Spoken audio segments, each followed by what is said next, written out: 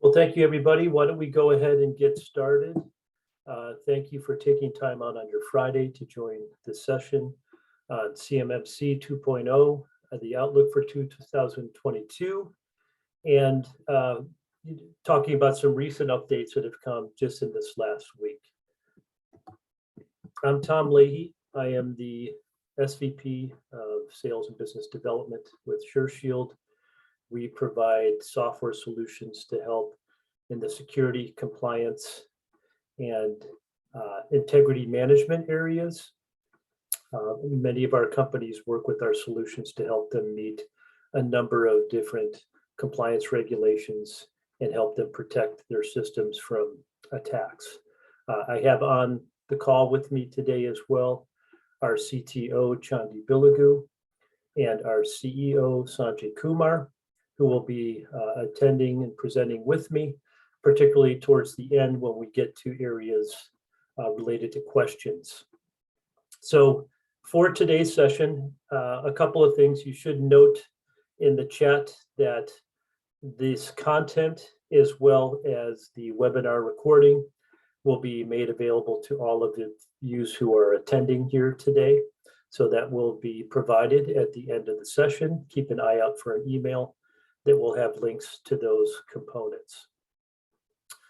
In light of what has transpired really in the last week, not just with updates from the DoD town halls and the CMMC town halls, all of this seems to be very appropriate given the events that are taking place over in Eastern Europe today. We've obviously saw the impact of cyber attacks, not only physical attacks, but cyber attacks to literally shut down a banking system and the likes of the Ukraine government. And without a doubt, cyber security and cyber posture is even more on the rise. We can expect that we are, while we may not be in a physical war, we are definitely in a cyber war. And of course, if you are concerned about defense issues with defense, you can expect that one of the targets for attacks on the cyber side are going to be those who supply our military. So of course, even a heightened awareness, not just for those in this area, but also for all companies here. I think a number of us have gotten updates and warnings indicating to be prepared for some adverse attacks coming along the way. And so I want to give a little bit of an update to the DoD and the CMMC town hall updates, which probably even indicates their intent to move this process forward as expeditiously as possible. We'll talk a little bit about compliance requirements today, just on the compliance side of what needs to be done as a supplier as a DIB supplier, and what is coming in the future. We'll just touch briefly on the CMMC 2.0 changes. Many of you are aware of those, but even in light of these town hall meetings, we'll update what that impact has on some of these changes coming. What remains and what your company should be doing today to meet current requirements, and then those in the future, and how solutions from companies like ours, SureShield, have adapted to these new requirements to help you meet what you need to do today and into the future. We're going to give just a very brief overview of the solutions that can help you meet your security, compliance, and data protection requirements. And then we'll go ahead and take questions. And for those interested in testing and trialing any of our solutions, we'll take a brief poll to offer trialing. We've had a lot of individuals and a lot of companies and organizations take us up on that offer and are finding a lot of benefit in leveraging solutions to help them get prepared for this process. So I wanted to touch base, as many of you know and probably were involved, both the Department of Defense has held 3 different town hall updates in the month of February, as well as CMMC, and we know that they are, synergistic in how they're working together to help meet these future requirements of CMMC accreditation or certification. But in the most recent town hall update that the DoD conducted, there were some interesting numbers that were brought out, because a lot of us, of course, are concerned about what impact does this have to me as a supplier. And they'd indicated that about 140,000 providers in the DIB will be subject to a level 1 assessment and attestment. Breaking down, this whole ecosystem, they think that there are about 140,000 will meet a level 1, which is what we would call basic cyber posture, and limits in the amount of critical sensitive data that they're working with. What was a little bit more enlightening was the indication that there were going to be about 80,000 or more that will be at a level 2. And initially, if you recall, we'll touch on this briefly. At the level 2, they were going to look at indicating, in handling CUI data, what might be considered critical CUI and what might be considered non-critical. And by all accounts, with Mr. Gregory's presentation the other day, really they think that those that may be able to go through at a level 2 with a self-attestation are going to be rather small, meaning there will not be a lot that will qualify for that. So really, if you are handling CUI data as a provider, you should be thinking about the fact that you're going to need to go through a C3PO audit at some point. And so now is the time to begin to get yourself ready and get your programs in place, see where you're at, so that when that does come down the road, you will be ready and prepared for an audit. They obviously are going to continue to enforce the NIST 800-171 requirements today. And I would think, given in light of a lot of things that are going on, they're going to be even more focused in, if those are current requirements, that any sign off on those is true and right, because obviously the nature of what's going on is important. And as they've said, NIST 800 is the foundation. You as an organization are required to submit a NIST 800-171 score, as well as your SSC, your system security plan and your POAMs. They are finalizing the new requirements on POAMs, as they mentioned before. There will be a number of items that will probably be taken off that previously were allowed to be put on a POAM. So it's going to be limited in the number of items, again, pointing to the issue of you making sure that you have things in place, and that even if you are allowed to put those on a POAM, you're going to have a very limited time to get that remediated. I believe they said 180 days would be the max. And obviously, they again reiterate it's important to get started on any assessments you may need to do, that you need to have proper documentation to support your answers to those questions. And then they brought in, a number of other folks from other security agencies, understanding the heightened increase in the expected and continued expected cyber attacks, that they advise all in the DIB to get going on doing vulnerability assessments, meaning looking at your systems and identifying where you have holes and going through the process of fixing them to prevent attacks from taking place. Just on the heels of that DoD update was the CMMC update. And the only, a couple of things that were of note and of interest there are, first of all, they did reiterate the same thing that the department said, that most companies handling CUI will need to have a third-party assessment. That they do plan on beginning C3PO accreditation assessments still in this quarter, but I think in light of even that information, it lit even a bit more of a fire to get more and more of the C3PAOs accredited and through the process, because as we indicated, there's going to be close to 80,000 of you that are going to need to go through that, and we'll need to have more accredited, C3PAOs to be able to work through that process with.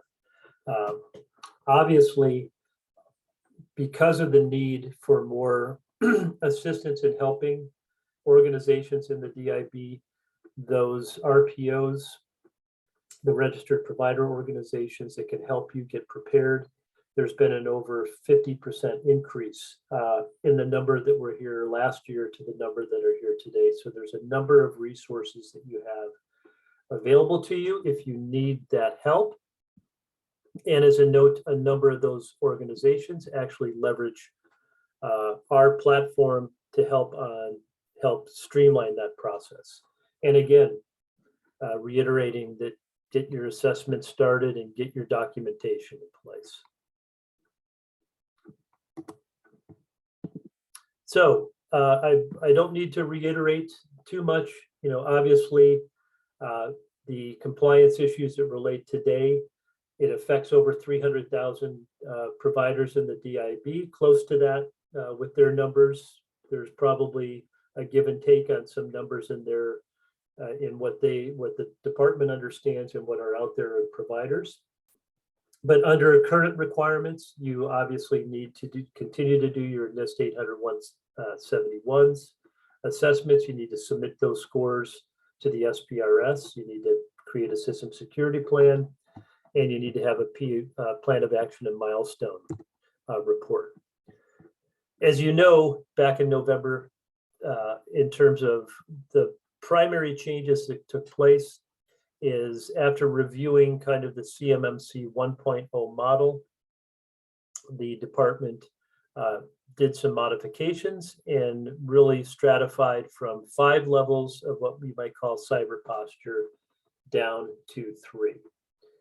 And so there is no real expectation that this will change in any significant manner on a go-forward basis. So you have your NIST requirements today, and you're either going to fall into one of these 3 levels. At the level 1, there's just basically what we would call 17 basic hygiene controls that have to be in place. Those would apply to those of you that really are not handling very little or no critical sensitive data. And under the auspices of that, on a go forward, you will need to submit an annual self-assessment and assessment as to where you are. And again, that will require sign-offs at executive levels, putting their stamp saying that this is true. And again, they've indicated that those types of things can subject folks to false claim type issues. At the level 2, before, again, they said those are basically what we would call the NIST 800-171 framework controls, keeping those in place as a sound cyber and IT security infrastructure. Originally, those are 110 controls. And as we've said before, it now looks like the majority of you will have to go through a third-party assessment and accreditation process. And then at the level 3, those are the types of companies handling the most classified information. They'd indicated there were 500 to 1,000 of those that would fall into that category. That will go through a separate government assessment as well, but most likely you'll want to work with the C3PAO first to get that in place before you go through that. And they will add some more controls that are based off of the NIST 800-172. I believe there are 34 additional controls. Whether they will add all of those is still to be seen, but there are an additional set of controls if you're operating at that level. So what hasn't changed and what should you be doing? Again, under the types of activities that have taken place in the recent month, it's becoming even more important that if you haven't, you need to make sure that you're getting good security, vulnerability processes in place to identify where you may have holes. So while the levels have changed, the process is not changing. CMMC is coming. Again, in light of certain things, they probably are going to maybe put the accelerator on a little bit to move that process without compromising the intent of the program. You're still going to be required to submit that 800-170 score. But in the future, you'll need to do that on a yearly basis if you fall into that category. At least with CMMC level 1, you'll have to do that on a yearly basis. And if you're performing contracts today, you need to do that today. It's really important, I would say, in light of this, that you determine what maturity level you're going to be at. If you are handling CUI data, I would suggest you go with the assumption that you're going to go through a certification process as opposed to a self-assessment or assessment process in light of the new information that came out. And cyber hardening and security are going to be significant ongoing requirements. If you haven't done so today, or you are looking, it's probably advised that you get going on that even quicker, because it's expected that the level of outward attacks is going to increase. And that's not just, with Russia. We have issues with China and other hostile nations as well. And the DIB is one of the primary areas they may want to hit. So how have we adapted to some of these new requirements and changes? We modified our compliance assessment tools to meet the new CMMC level 1 and level 2 requirements. We've also added, as you'll see, the NIST 800-172 for those of you who may want to look at that. We adapted to the new numbering control conventions. We've added supplemental guidance to help you and those of you who are beginning this process or even in this process better understand what type of things you may need to do to make sure you're meeting these requirements. And we've also gone ahead and modified our crosswalk. So with our solutions, we've already mapped and crosswalked the 800-171 to now the new CMMC 1 and 2 level controls. So how does that benefit you as an organization? Well, you don't have to do double work. You can focus on doing what you have to do today, and all of this data can be synchronized and synced to the new upcoming controls. So things related towards your evidence, your proof of the evidence that you have, the communication tools that you have, all will be there to help you today and into the future. We've even updated our scanning output information to focus in on what we might call the CISA known exploits. For those of you who are aware that CISA is a government institution that releases information on actually, you can almost expect you're going to see more of these releases in the next coming month of known significant exploits that they expect all of their government entities to put into place, and with timelines around those. We may even see that those timelines are going to increase. And they suggest that all of those that are in the commercial sectors follow these as well. So with our vulnerability scanning tools, one component of those are obviously the known exploits that are out there. We cover the gamut of all different types of vulnerabilities, and we can help you hone in on those as well.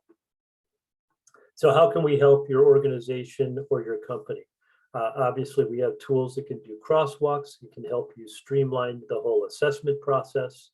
We have vulnerability scanning tools that are integrated with our compliance audit framework, meaning there are some things that can be identified in the scan that actually are automated and can trigger a compliance thumbs up or thumbs down as it relates to the CMMC requirements. and the NIST requirements and other framework requirements you may have. For those of you that aren't certain about whether you're possessing CUI data, we have tools that can actually come in and run checks and help you identify that critical data that may be existing in your environment. And then we can output for you all the different types of reports and the likes that you may need to do. And we do them under the auspices of a number of different product offerings. One is called ComplyShield. This is a comprehensive compliance assessment solution with a lot of good guidance information to help you understand the intent of a control, how to look at whether you meet that control, guidance on how you meet that control, and then a centralized area to upload all the evidence you need to support that. And again, while this will have an impact on your current and future contracts, most importantly, this type of information is important to make sure you have the best security in place to prevent the types of attacks that are and will continue to be coming. We have a security shield tool that does continuous vulnerability scanning. And more important than that, it will help you understand where your problems are. They spoke to this in the DoD meeting, that they do have tools that can help you identify issues. We take a further step on that and not just identifying them, but help you understand how to remediate and correct those issues, and showing you how things have changed over time. And then we also have, as we said, under the auspices of a tool called Hackshield, the ability to identify critical CUI data. And lastly, for those of you who are or are not familiar, there was also recently passed the McCain Act, which requires that anyone working with any type of a federal contract is banned from using certain Chinese national related technologies. That's under the auspice of the McCain Act and the 889B component of that. And so we've got solutions that can help automate identifying whether any of that type of technology exists in your environment, and helping you then take the proper actions to eliminate that, because you're forbidden and not allowed to use that if it pertains even remotely to any kind of government related contract that you're providing. So I'm going to pause here briefly and provide just a brief overview of our solutions,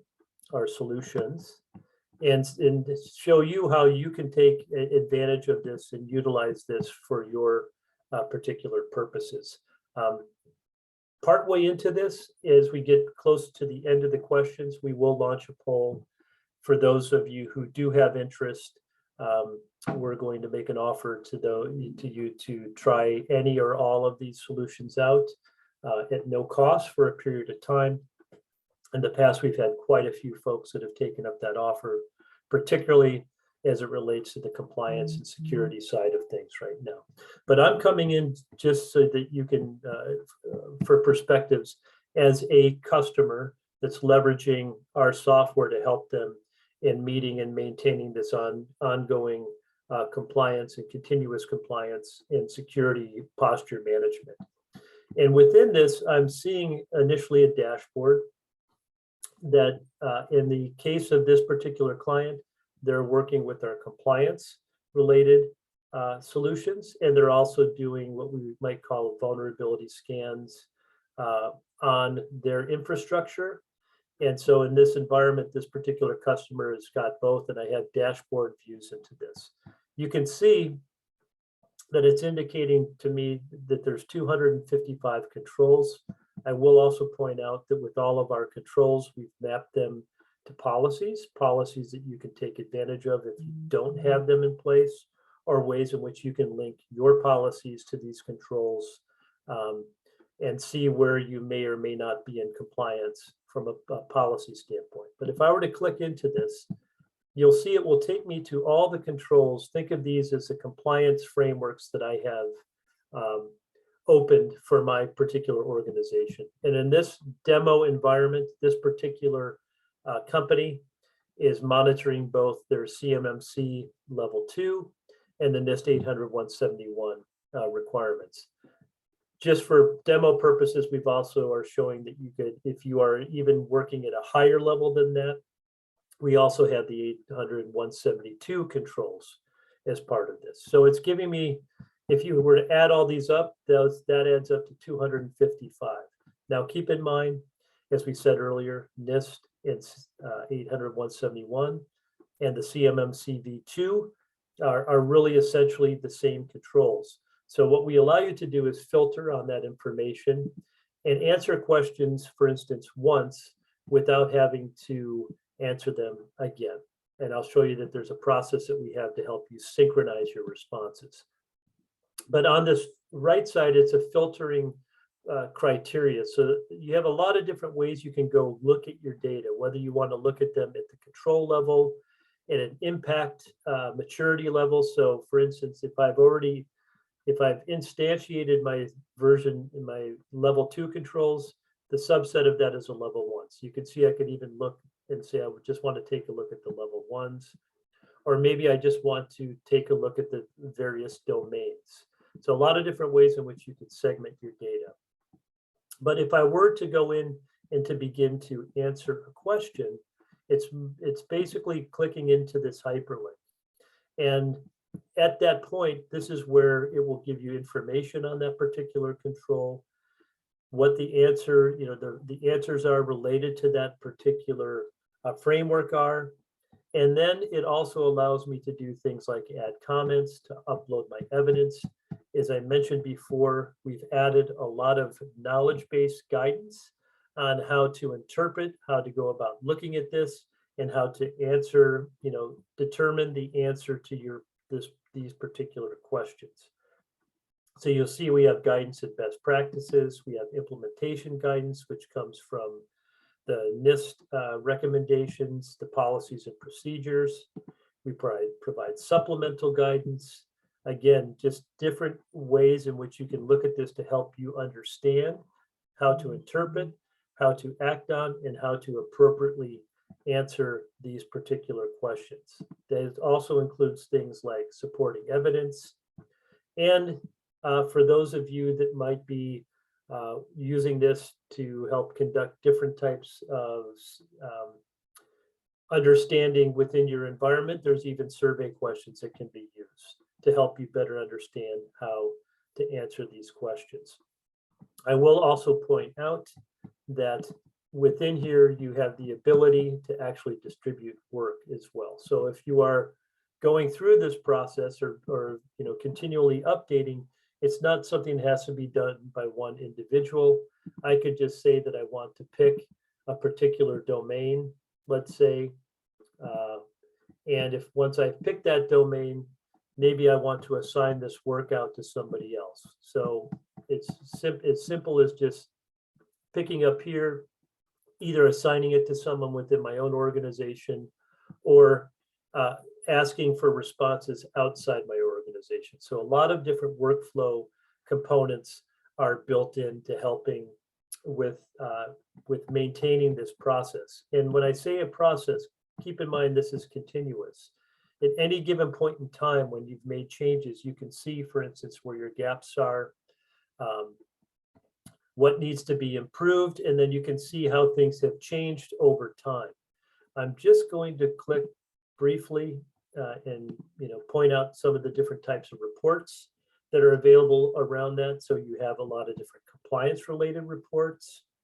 Obviously, for those of you, the majority of you here are in the DoD or working within the DoD. We have all the DFARS required reports that are needed now and will be needed in the future. Those include things like your plan of action and milestone report, components of your system security plan, and then of course the current 800-171 assessment score. So I'm pulling this up and saying I want to run this score.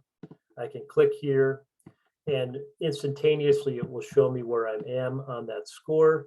Hopefully after I've gone through this, I may look and say, I'm not quite ready to submit this yet. I'm going to go make some improvements first. And when I make those improvements, you will see that score change to that particular point.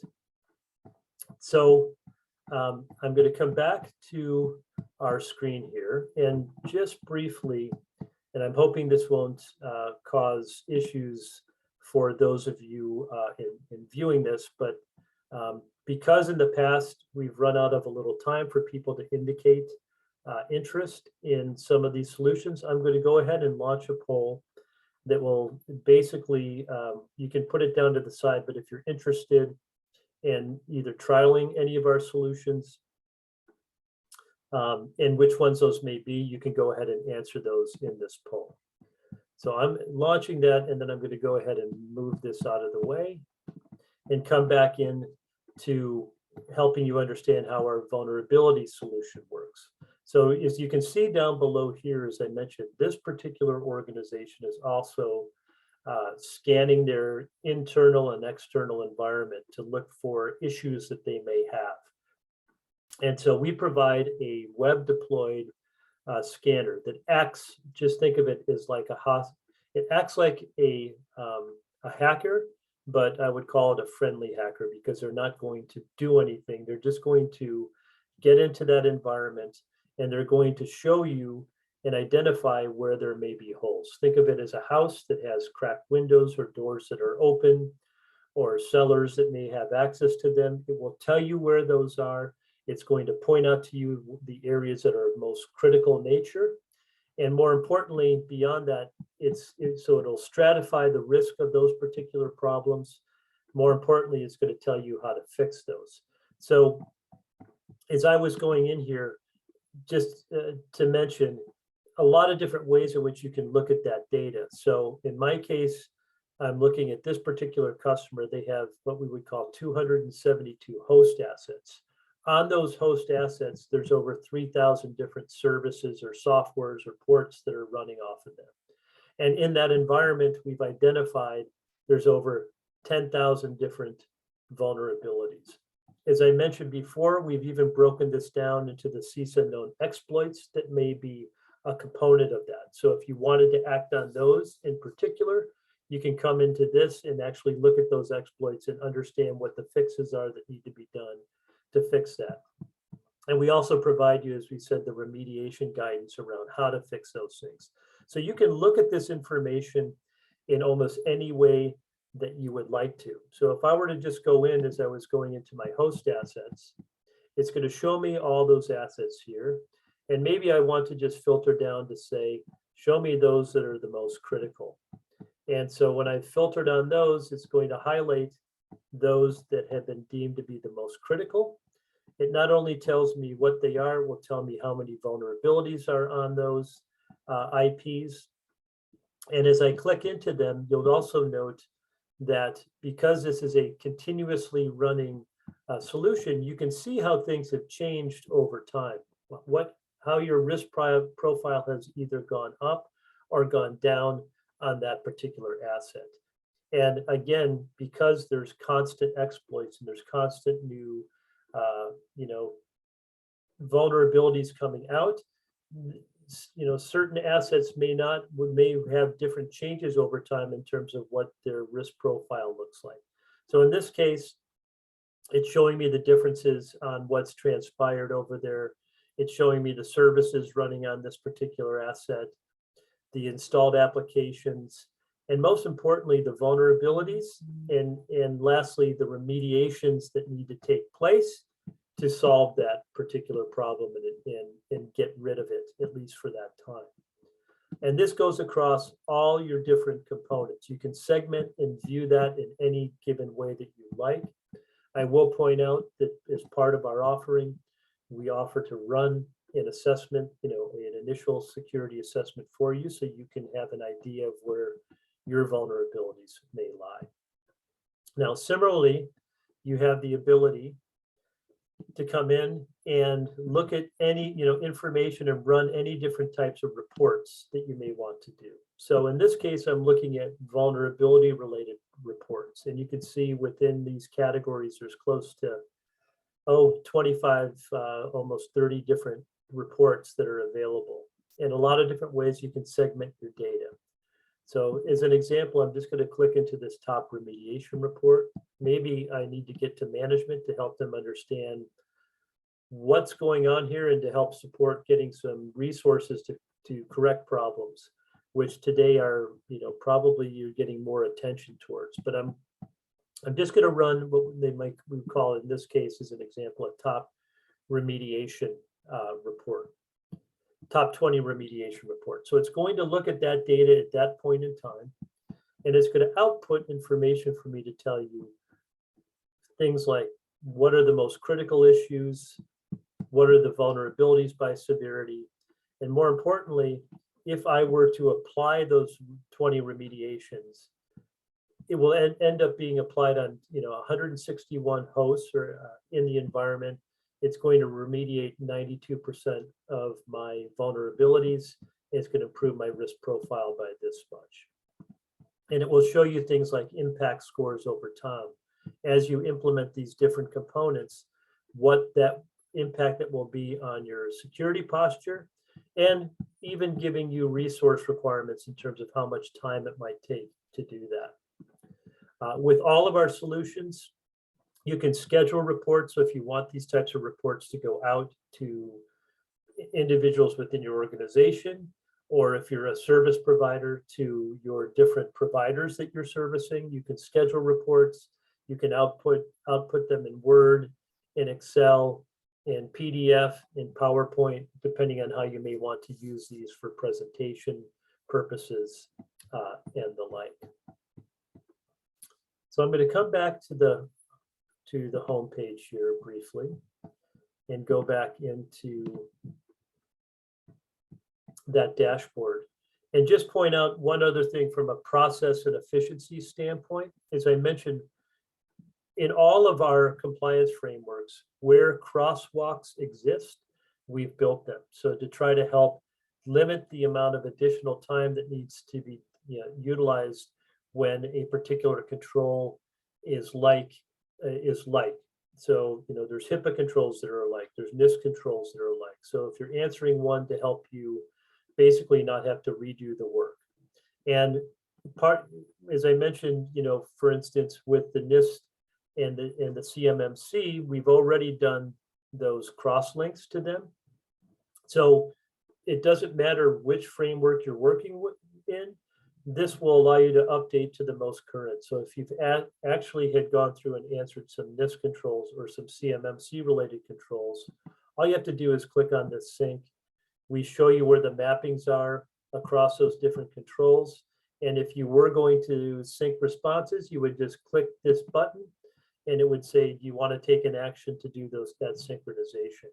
And once you've done that, as I mentioned before, it's not just the answers that get synchronized, but all the supporting evidence, the supporting communications, the supporting backup documentation, all get synchronized to those areas as well to limit your workload. I'm going to touch on just one other product as well that we have that can help you probably even more importantly right now in identifying critical or CUI data you may have in your environment. And this is under the auspices of a tool that we call Hackshield. Hackshield can identify a variety of different critical data in your environment. So if you are perhaps a contractor that's also providing health care to the military health service, you have another issue of having to deal with PHI data. So basically what Hackshield does, it's an endpoint that runs and it can identify, depending on what you've asked it to identify, any kind of sensitive data that's residing within your environment. It can tell you where that resides and whether it's being moved. A very important thing, because you may want to put some protections on how certain data can move within that environment. It then allows you also to write rules on how that data can be manifested or moved around. So for instance, I may have people that I know should have access to some critical CUI data, but if they tried to package that up and email it out to somebody else, I can prevent that from happening by putting encryption keys and technology on it, rules that prevents the movement of where that data can go. In this case, it's showing me that there's 139 devices that have critical information. If I were to click into these, I can see what that sensitive data is. We've even put some, using some what I would call public data to get an idea of what the cost of that particular data may be. But you can see there's a lot of different types of data sources that can be used to identify in those environments. And for purposes of this demonstration, you can see we've already categorized it so it can identify CUI and FCI related data. So it's a good way to get started to run through even your own environment. Many companies and organizations may think that they're not working with critical, CUI data, and they find out very quickly that they are. And then that helps them, first of all, understand what level they're going to need to be at. And more importantly, putting the proper extra protections on that data as well. So I'm going to go ahead and go back to the presentation here, and we'll get ready to take on some questions. I think that the poll is still running in the background, and Randy and team, if you can confirm that for me. Yes. Great. And we'll go ahead and get to the Q&A portion of this now. Please go into the area that's Q&A. I know that Sanjay and Chandi are probably responding to questions that you all have already, but where we can assist is really helping, lower your overall security risk and liability. We can help you get, faster identification of the gaps that you may have. And beyond, of course, the importance of securing your contracts, as we said before, we can expect that, every industry here is going to be targeted. But in light of things that are happening right now, it stands to reason that those of you that are providers in the defense industrial base are going to be even more highly targeted right now. So having proper tools and services and help that you may need to improve your profile, to protect your business, and of course meet the upcoming CMMC requirements, and maintaining the current NIST requirements are going to be critical for you, to continue with your contracts and actually obviously to protect this data. And we can help you as an organization with that, with software that can help you with those efforts. So if there's, again, interest, please reach out to us. Obviously, you respond to the poll. For those of you that are responding and indicating interest, everybody will get in a updated message that will have links to this particular presentation and the links to the audio component of this. And then we will request from you, if you are interested, some times and dates that work for you to get you set up in leveraging your trials. So please go to the Q&A portion of this and let us know any questions that you may have. We've got about another 10-15 minutes.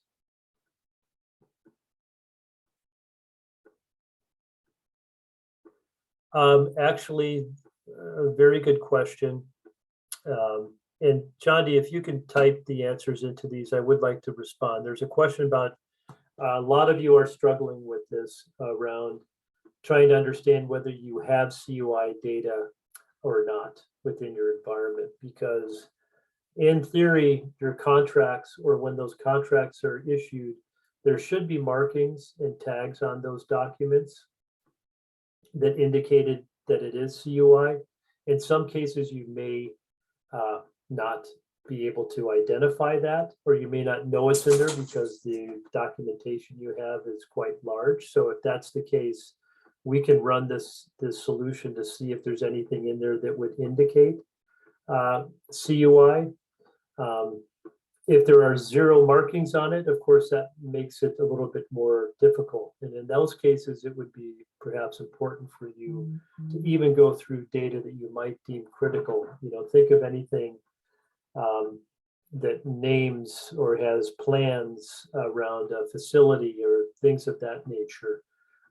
Those we're going to find there's going to be a lot more information that's deemed critical. But one way to do that is run a solution like this to see if it actually can identify that type of data.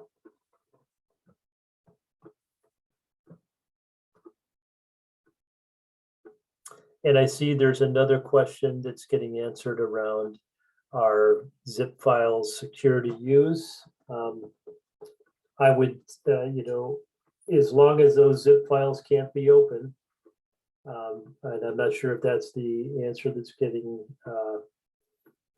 set up, but they're putting extra layers of protection on those to prevent them is probably important, and then classifying and putting that data in areas that are very, very difficult for people to get at is obviously important as well.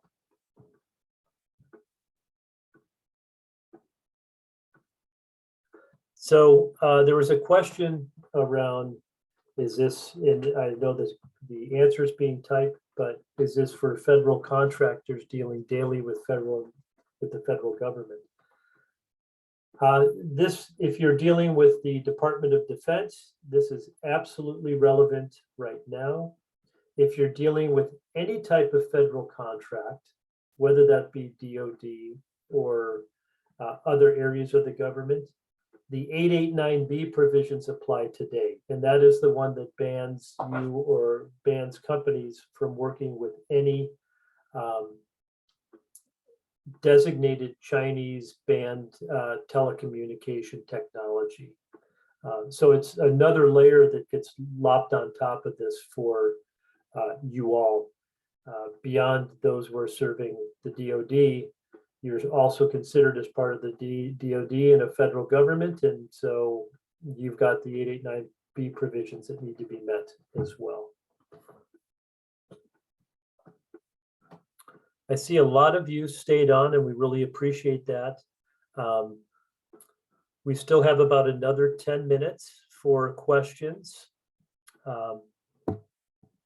And I see that a number of you are going ahead and answering the polling questions, which we appreciate. As I mentioned, those who are indicating yes, that they would like to be contacted to start some trials, we will be following up with you beyond the message that you got, that you'll get from us, from our team with the presentation material. We'll also be following up with you directly to get that time set up. And I'm going to leave this open a little bit longer. I see we have another question that's come in. Chandi, perhaps you can help answering the question around the Microsoft M365. Yeah, Tom. So there is a GCC version as well, but whether level 2 contractors require that or not, I think there is some confusion. There was a change recently. I need to look it up and respond to you, Tyler. Give me some time. And there was another question about what level of CMMC would be for companies that sell COTS. I think that will need to be determined with your DoD contractor. If that off-the-shelf technology is actually off the shelf and has not had any types of modifications or any integration into the DoD environment, you may possibly be subject to not having to go through this process. But if you believe that you house or are getting access to any types of what I would call classified or important information, you probably should at least assume that you would be in at a level too. So I think of providers, for instance, that might be providing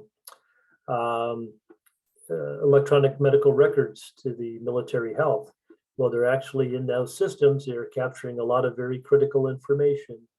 And you can, assume that even if you're not going through this process, that they're going to expect that you are presenting to them very, very sound security plans as to how you're protecting that data.